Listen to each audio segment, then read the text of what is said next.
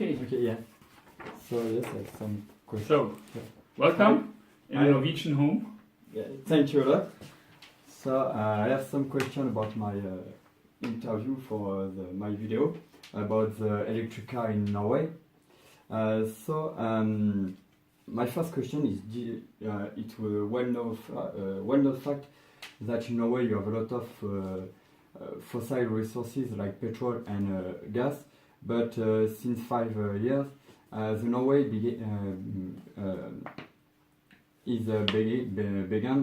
to the first stage in the electric car. So why Norway turns so much toward to electric vehicles? Yeah. So let me first start with your first question. I mean, yeah. I'd like to use the map here and showing that, you know, Norway is this landmass stretching all the way over here to the border to Russia. And actually, Jan Mayen and Spitsbergen are islands which are also close to Norway. And if you actually look where the oil is, then you will see that the oil is about here, in the middle between Scotland and these were where Scotland and Norway, where the first oil finds were. And it's over here somewhere, and we found new oil over here. Okay. So what you see is oil is typically, well, between, let me say, 50 to 200 kilometers away from shore. So to bring it on shore, it costs you quite a lot. And that means we only have like 2 points in Hammerfest and in Karste, where we bring actually oil to the to land, but only to like locally distribute it further and then bring it on pipelines to either Great Britain, Germany, or Denmark. So the oil itself, oil and gas, to use it in Norway, has simply the problem that we have so many fjords, we have so many mountains, to build tubes is close to impossible.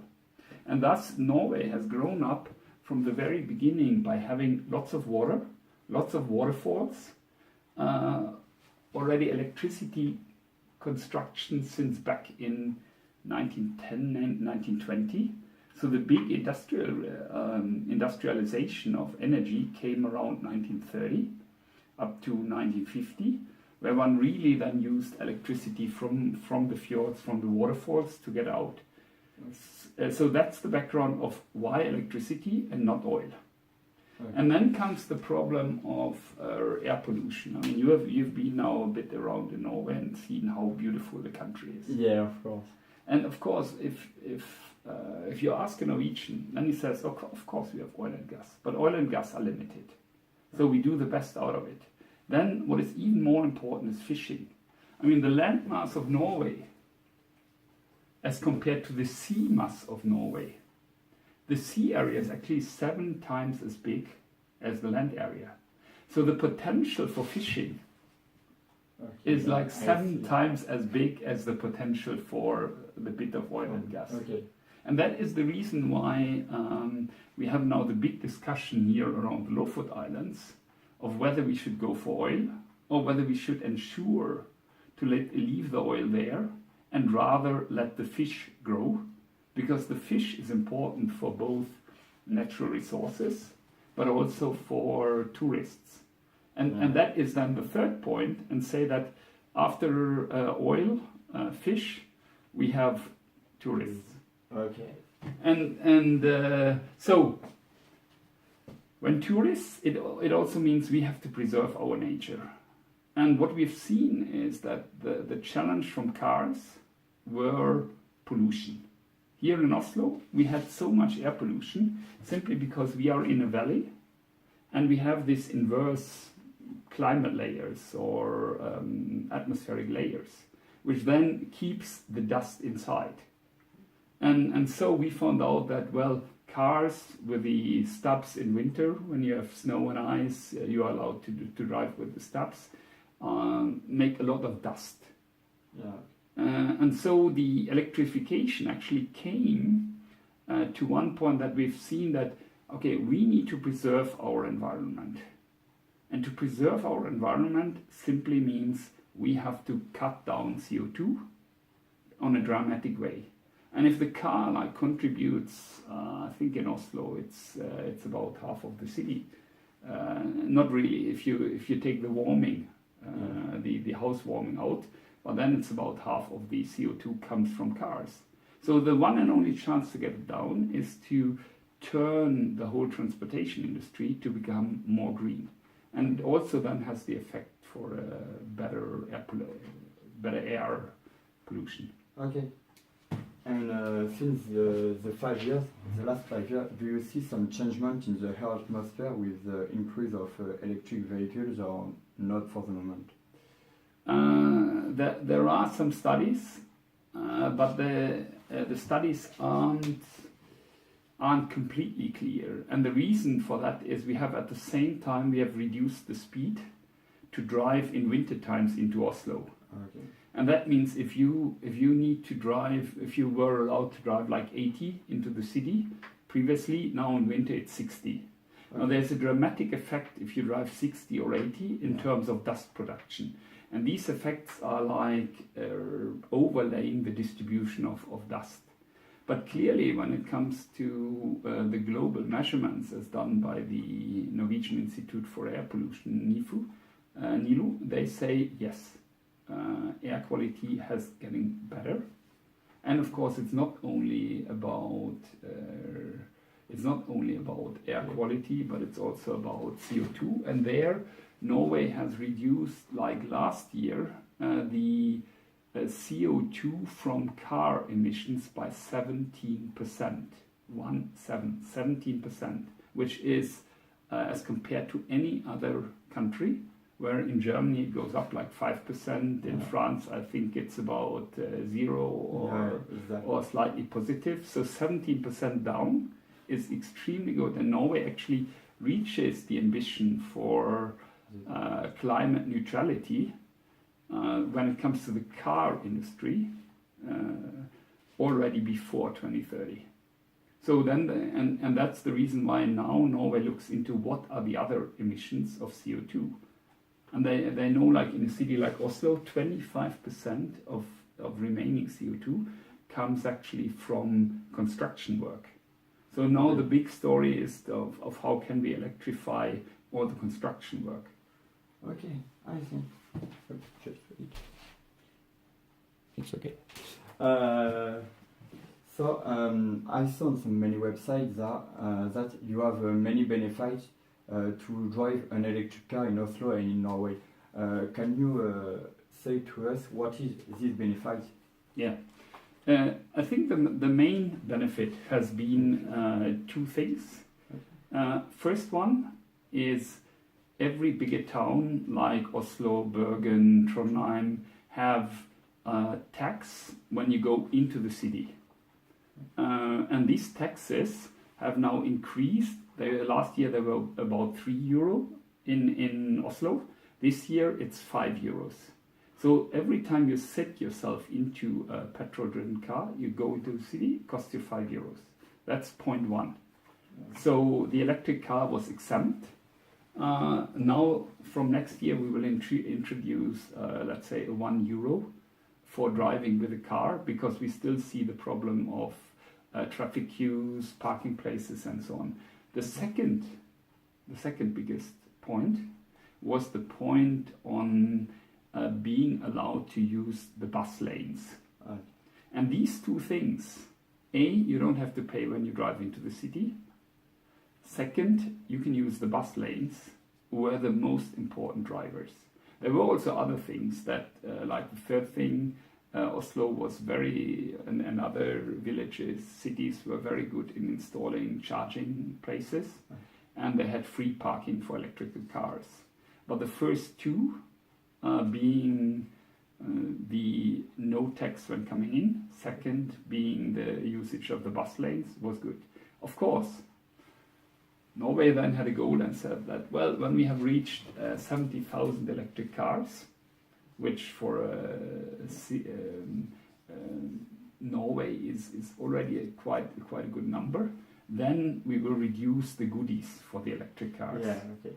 And that has actually seen now that in bus lanes where the bus lanes are polluted by electric cars, I mean where there are so many electric cars, then the bus is queuing, then the electric cars are taken out. Meaning then it says, okay, you are only allowed to use this going into the city, but only with passengers. Okay, yeah. And not, only with passengers in the time from 7 to 9. If you drive alone, you have to drive a normal lane. Okay. And so when all the city will be with electric car, it will be come back to the ordinary situation with some traffic jam. Are you not afraid of this comeback of traffic jam?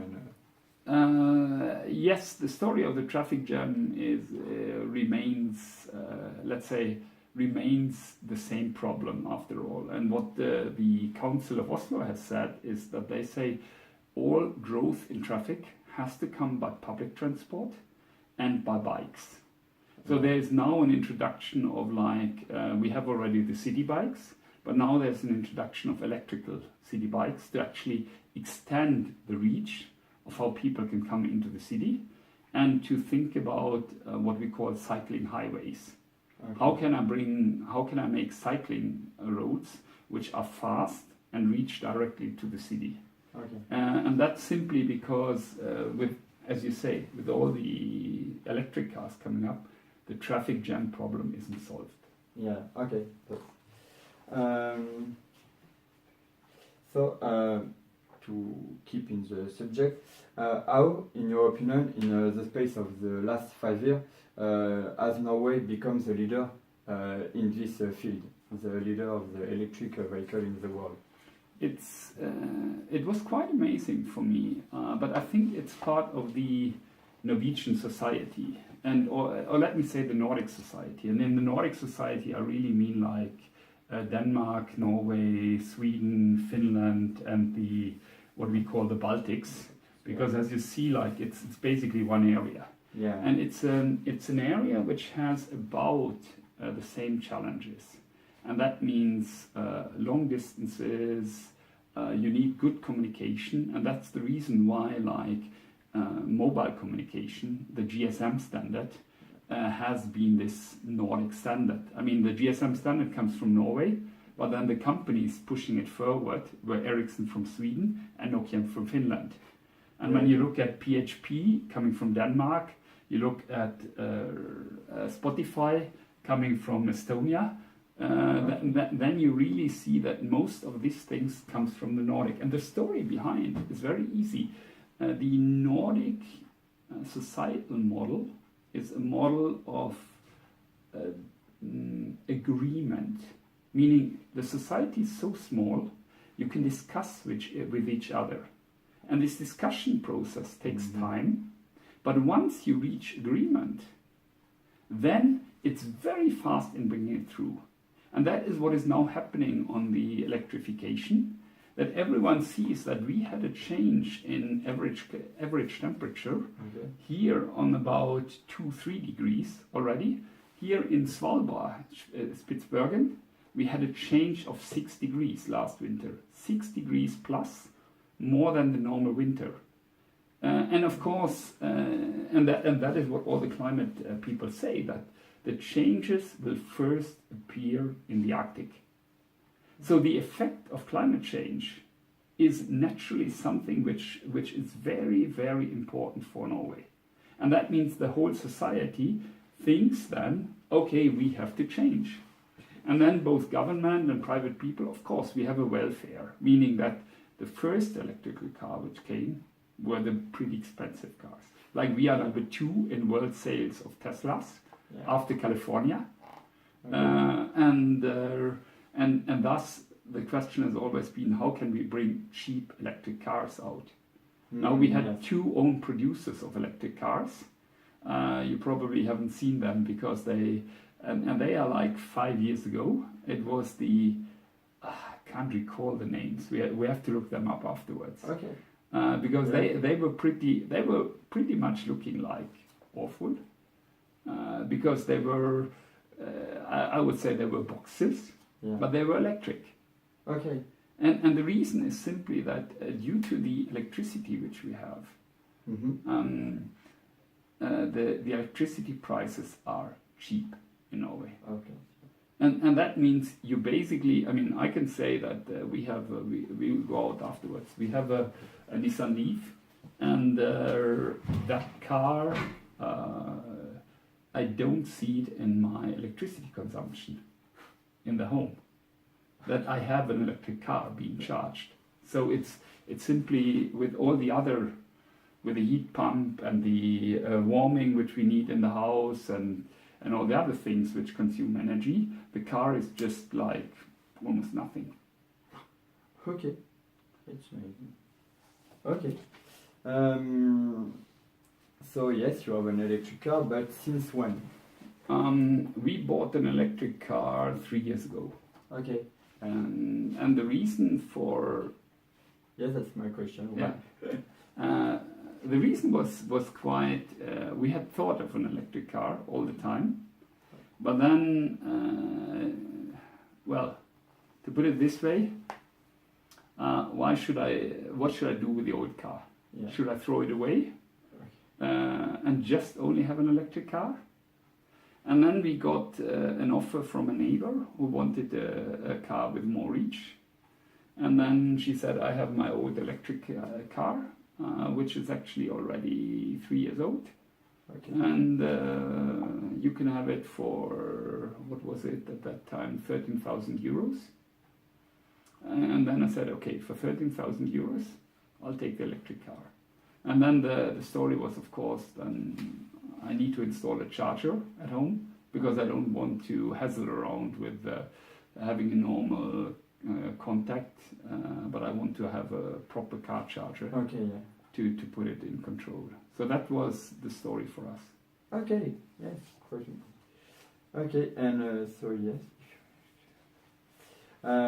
Yes, so it's not about some benefits in Oslo, like the bus line or the free taxis. No, actually, not that. That wasn't that much important for us because, like, I'm a cyclist. I cycle to work. Okay. My wife takes the train. She works at the other side of the city, and so for us, the bus lanes weren't really the benefit. So we weren't, from that respect, we were not like the first mover, but we were like the second mover, where we say, well, it's and for me, it's really now the electric car is all about convenience.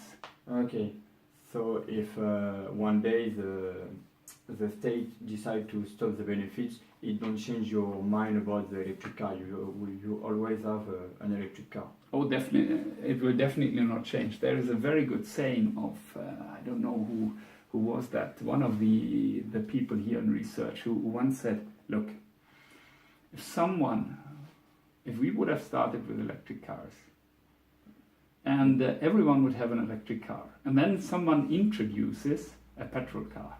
And says, you know, with a petrol car, you need to have something which is very bad for the environment, which is really dangerous in terms of flammable, the petrol itself, which makes the engine so much more complicated, which means it costs you a hell of a lot in maintenance. Would you still go for that car? Yeah. Only because it has 3 or 5 times the reach that you have with an electric car? Probably not. So the starting point was wrong. And of course, what we see in just about today, there was an announcement in the newspaper, you probably haven't seen it yet, that the Japanese ministry for the car had forced the Mazda, Suzuki's, Subaru's, Yamahas to actually report their emission. And all of them said, yes, we were giving wrong numbers. So the car industry itself has been a bunch of liars.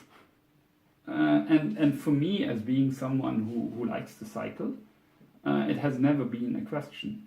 Okay, I see. Yeah. And I have one last argument.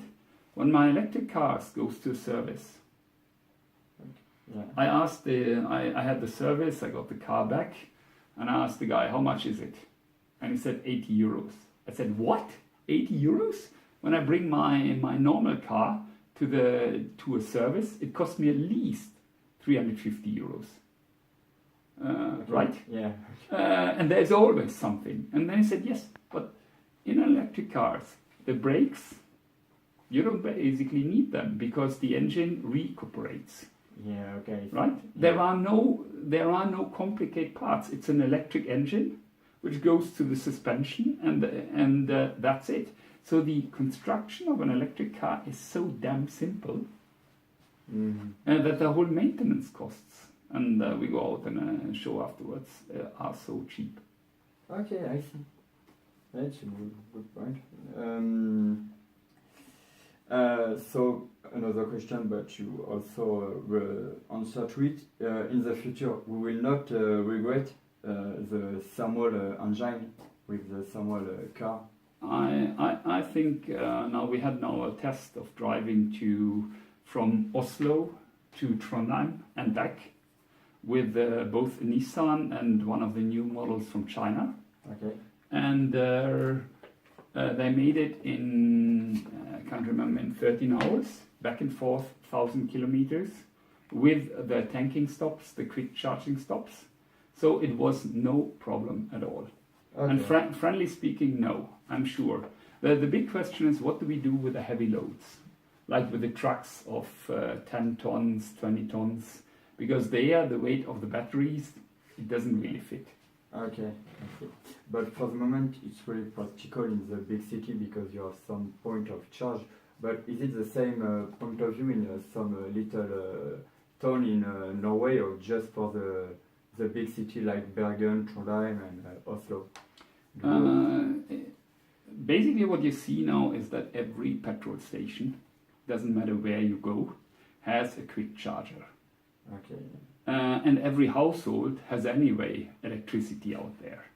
So, and there are not that many blocks. One of the big challenges which we have is, of course, that if you have like a block with apartments, then you have a central garage. And for this central garage, how many electrical plugs have you installed? Right? Okay. And that has been one of the biggest challenges so far, that you say like, okay, only 10% of the places have electrical charging, but then you go to the future and you see that every place has to have electrical charging. Okay, and to continue, on some little, because in Oslo, the first thing which shocked me when I arrived is the number of Tesla, BMW E3, or some other car like this, like Golf E. Yeah. But if you go on some little town, do you see a lot of electric car, or for the moment it's again a petrol car? Currently it's this change to hybrid cars, because people, of course, in the villages, let me take the example from my parents-in-law who live here at the Polar Circle. Okay. And for them, the next town is like 30 kilometers away. Okay. Or in the south, it's 50 kilometers away. So when they drive, they have to calculate at least 70, 80, 100 kilometers drive. And even longer distances. And that one has been a kind of hinder for most of the people, and it's mentally, what I tend to say, it's mentally tougher if you are in a small village to start this conversion than if you are in a city like Oslo, Bergen or Trondheim. So very clearly it starts with the cities, and then from there on it spreads out. And I would think it still takes some time. But when you look then, take the example of telecommunications, right?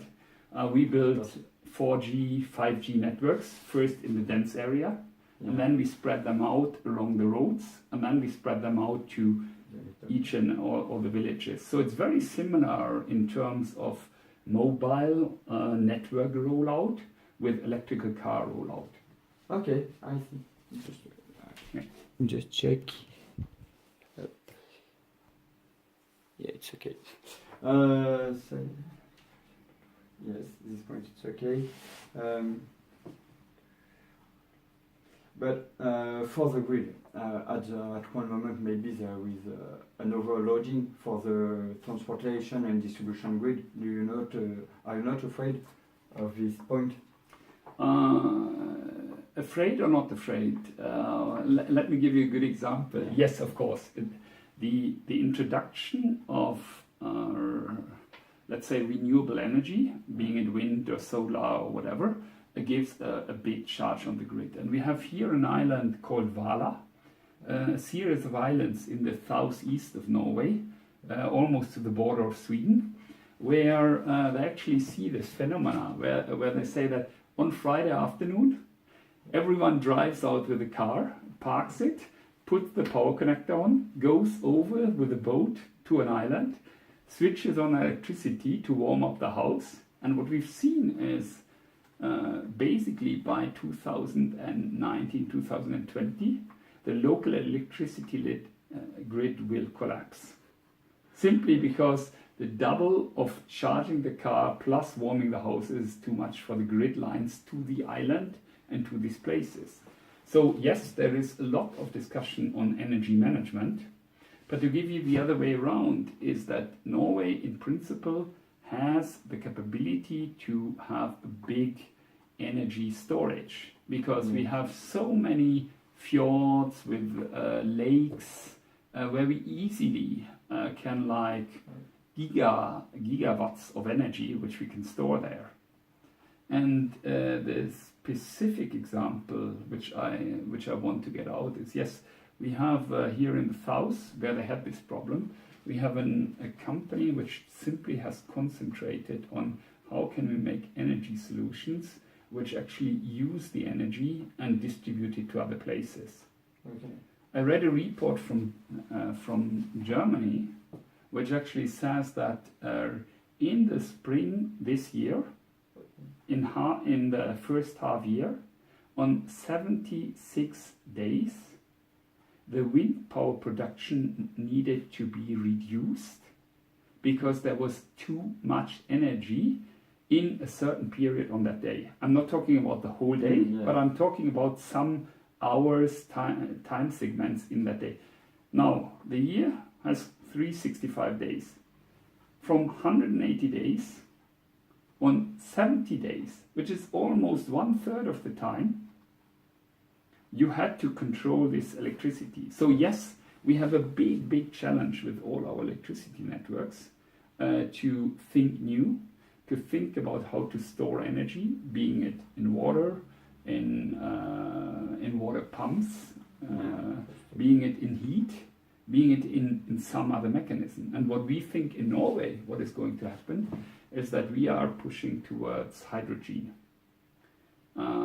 Currently, the hydrogen process, producing hydrogen, is like a lossy process. You only gain like 35% of the energy. So you put like 1 kilowatt in, and you get 350 watts of hydrogen. Yeah.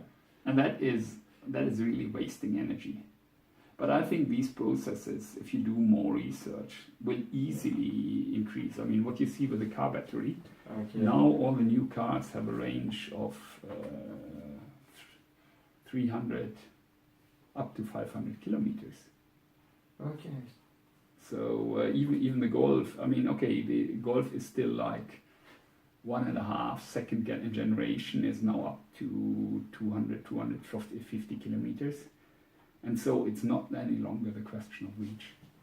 Okay, I see. And so in Norway, you have, for me, the best model in electric car in the world. But do you think this model can be exportable in some different countries, for example, France or England, Germany, USA, or some other country?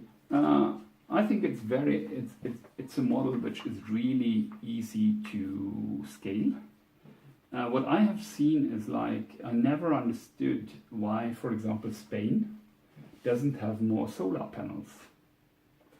Until we looked into regulations and seen that from the regulation point of view, you are not allowed to put a solar panel and connect it to the grid. And those ones are like, frankly talking, they are stupid arguments. I was yesterday, I had a meeting with Multiconsult, the solar section of them, and they again confirmed what we all know, is that the cheapest electricity, the cheapest power plant to build is solar cells. It's about 1/3 of the price of coal, for example. So to build a solar cell power plant costs you only 1/3 of what it costs you to build a coal, and gas is about factor 2. So gas is double as expensive as solar. So when we talk about Africa, there is no discussion except the discussion of the grid stability, which we have to solve by putting regulation into place. Okay, I see. So yes, I really think that when it comes to France, that the regulations have to be in place. And of course, you are hampered, sorry being direct, but you are hampered by EDF. Yeah. I mean, the story in France has always been that you build nuclear power plants, and a nuclear power plant, basically you can't regulate it. No, yeah. It has to go on a constant load. Now, if you put some other stuff on top, you need to think differently, because then you have electricity wind variation, and you have to compensate like with gas in order to switch off and on. And that's a different model than having a nuclear power plant going all the time. Yeah, it's completely, because I work for EDF with my... Sorry, I didn't know. No problem. Filiale of EDF for the TSO in France. And it's one of the biggest aim to the modern time for the moment, is to match the central to the nuclear power plant with the wind and the wind turbine and some other renewable energy. Yes, it's completely difficult. But maybe I think it will be so difficult. It's more difficult to install the same example as the same concept of electric car in France, because we are more inhabitants. We are 66 million inhabitants. So do you think it will be the same as Norway, or more difficult because we are more? I would rather turn the story around. Isn't it a lot easier? Because if you look in the infrastructure in France, for the first, Norway's E6